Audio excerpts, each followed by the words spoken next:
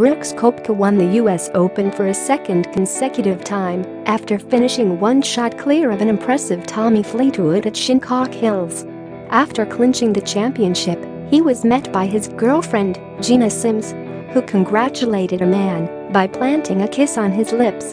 Koepka, who came into the eagerly anticipated tournament as world number 9, shot 2 under par during the final round to finish 1 over for the tournament and fend off the likes of Fleetwood, Tony Finau, Dustin Johnson and Patrick Reed.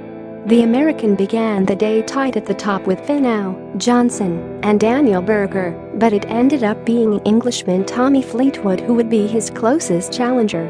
The 27-year-old shot a brilliant 7 under par final round to finish second outright. With his championship, Koepka becomes the 6th player to go back-to-back. Koepka showed resolve and composure to fend off a spectacular performance from Fleetwood. Fleetwood had threatened to come from nowhere to claim his first major when he posted a brilliant 63, while Koepka still had 11 treacherous holes to negotiate. But, alongside his obvious raw power, the 28-year-old was nerveless on the greens and deserved to join Ben Hogan, 1950-51, and Curtis Strange, 1988-89, as the only players in the last 75 years to complete a successful defense.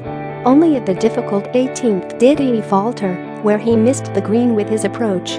But, 2 strokes ahead following an impressive birdie at the 16th, he took his medicine with a bogey 5 to win by a shot from Fleetwood with a final round 68 and a 1 over par total.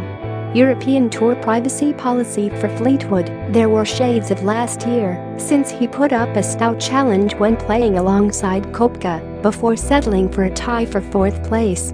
The 27-year-old Englishman began the day 6 shots off the lead, and with a simple message of intent I told myself, go out and shoot the greatest round in the tournament's history and see what happens. Goodness, how close he came to just that. Literally, a couple of inches, in fact. As he stood over a 9-foot birdie putt on the 18th, Fleetwood knew he needed to hole it to become not just the first man to shoot 62 in a US Open, but any major championship staged in America. Given the first one was staged in 1895, and there have been nearly 300 in total, a landmark moment for the sport had moved into view. Fleetwood compassed himself. The putt had to be struck firm if it was to hold its line, but he undercooked it a fraction up the hill, and it drifted to the right. Fleetwood closed his eyes in disappointment because he knew what was at stake at the time and how crucial it would prove at the end, but he still had so much to be proud about.